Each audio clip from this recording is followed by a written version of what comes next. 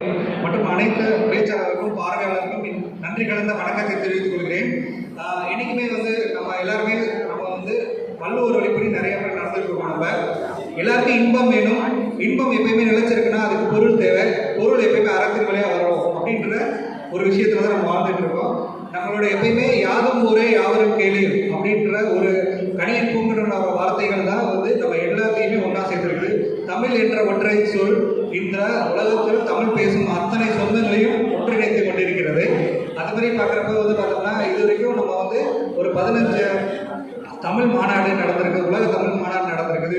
அமெரிக்காவில், அப்புறம் ஐரோப்பாவில், இந்தியாவில், அப்புறமா இதில் மலேசியா, சிங்கப்பூர் இந்த மாதிரி நாடுகள் எல்லாம் நம்மளுக்கு உலக தமிழ் மாநாடு நடந்திருக்கு. இந்த உலக தமிழ் மாநாடோட மிக முக்கியமான ஒரு விஷயம் என்னன்னா தமிழ் வளர்ச்சி அப்படின்றதா. ஸோ இங்கே எல்லாருமே நம்ம தமிழ் வளர்க்கனா தமிழ் தான் நம்மளை வாழ வச்சுட்டு இருக்குது.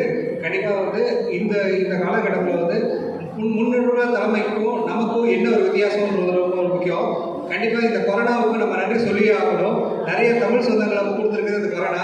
ஒரு இணையத்தின் வழியாக பல இதயங்களை ஒன்று சேர்த்திருக்கிறதுக்கு இந்த கொரோனா தான் முக்கிய காரணம். அதுக்கு முதல் நன்றி சொல்லணும்னு நினைக்கிறேன். நான் என்னோட துறை இயந்திரவியல் துறை. நான் பெங்களூரில் வேலை பார்த்துட்டு இருக்கிறேன். இருந்தாலும் என்னோட தமிழ் மேல் உள்ள ஈர்ப்பை, தமிழ் மேல் உள்ள பற்றை வெளிப்படுத்துறதுக்கு ஒரு வாய்ப்பை கிடைச்சிருக்கிறதுக்கு இந்த இணையம் தான் இணைச்சிருக்குது. அதில் பார்த்தோம் அப்படின்னு சொன்னோம்னா இந்த கொரோனா காலகட்டத்துக்கு அப்புறம் நிறைய பேர் பார்த்தா பேச்சாளராக மாறியிருக்காங்க. நிறைய பேர் எழுத்தாளராக மாறியிருக்காங்க. நிறைய பேருக்கு அவங்களுடைய திறமைகளை வெளியே கொண்டு வரக்கு ஒரு வாய்ப்பாக இருக்குது. அதுக்கு தமிழ்ன்ற ஒரு முக்கியமான ஒரு ஒற்றை மொழி தான் எல்லாத்தையும் இணைச்சிருக்குன்னு சொல்லணும். ஏன்னு கேட்டோம்னா இந்த 3 வருஷத்தில் பார்த்தோம்னா நிறைய பிரிண்டிங் ப்ரெஸ் இந்தியாவிலே நடந்திருக்கு அப்படின்னா அதுக்கு காரணம் நம்ம தமிழ் தான். தமிழில் தான் மற்ற ஸ்டேட்லாம் என்ன செஞ்சாங்கன்னு தெரியல. ஆனால் தமிழ்நாட்டில் மட்டும் எப்பயுமே கவியரங்கம், கருத்தரங்கம், பட்டிமன்றம் இப்படி நிறைய விஷயங்களை தங்களால் முடிஞ்ச அளவுக்கு தமிழ் வளர்த்துக்கிட்டே இருக்கிறது தான் ரொம்ப முக்கியமான விஷயம். இதில் பார்த்தோம் அப்படின்னா ஒரு வருஷத்துக்கு ஒரு 11 லட்சம் புத்தகம் வந்திருக்குது. போன வருஷம் ஒரு 11 லட்சம் புத்தகத்தில் 10% தமிழ் புத்தகம் வந்திருக்குது. 10%ன்றது எவ்வளோ பெரிய விஷயம். ஒரு வருஷத்தில் இவ்வளோ புத்தகம் வந்திருக்கு அப்படின்னா நிறைய பேரை தான் பேச நினைச்சதை, தான் சொல்ல நினைச்சதை எல்லாத்தையுமே சொல்றதுக்கு ஒரு வாய்ப்பு கிடைச்சிருக்கு.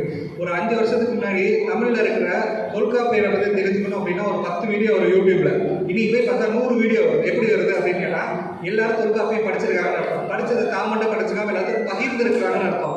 அப்போ ஒரு எப்பயுமே ஆவணப்படுத்துறது தான் ரொம்ப முக்கியமான விஷயம். அதுதான் உண்மையான வளர்ச்சின்றது. அப்போ அதை ஆவணப்படுத்துறதுன்றது எந்த அளவுக்கு ஆவணப்படுத்தியிருக்காங்க. அப்போ நமக்கு ஒரு யூடியூப்னு கிடைச்சிருக்குது. அதுக்கப்புறம் இன்னும் நிறைய நமக்கு ஒரு பிளாட்ஃபார்ம் கிடைச்சிருக்குது. இன்னைக்கு ஒரு அமேசானில் போய் பார்த்தோம் அப்படின்னா நம்ம நினைச்சோம்னா ஒரு புத்தகத்தை உடனே அதை வெளியிடலாம்.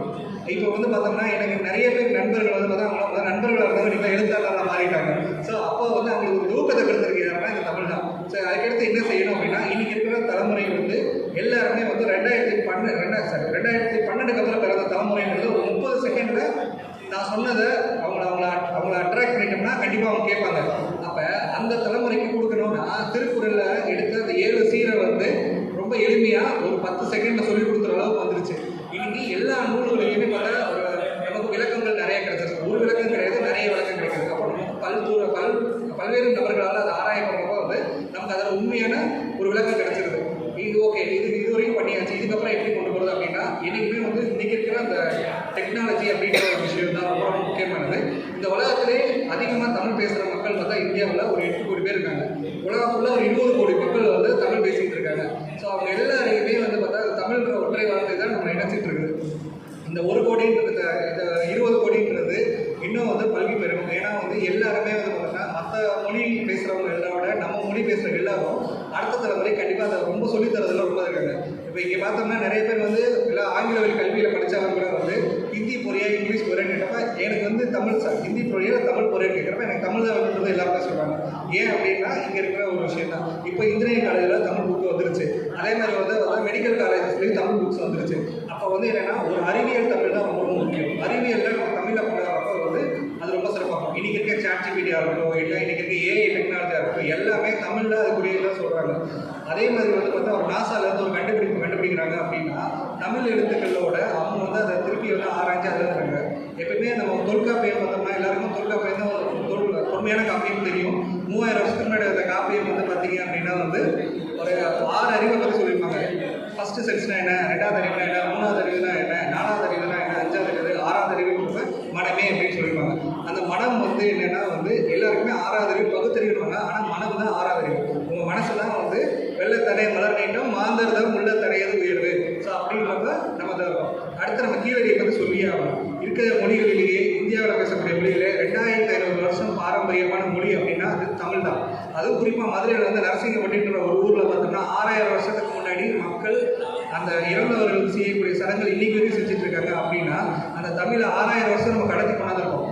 எப்பொருள் யாரையும் கேட்படும் அப்பொருள் மெய்ப்பொருள் காண்பதுன்னு சொல்லிட்டு ஒரு 5 வயசு குழந்தைங்க சொன்னால் அதுக்கு புரியுது அப்படின்னா இலக்கியத்தை சரியாக நம்ம கடத்தி இருக்கோம்னு அர்த்தம்.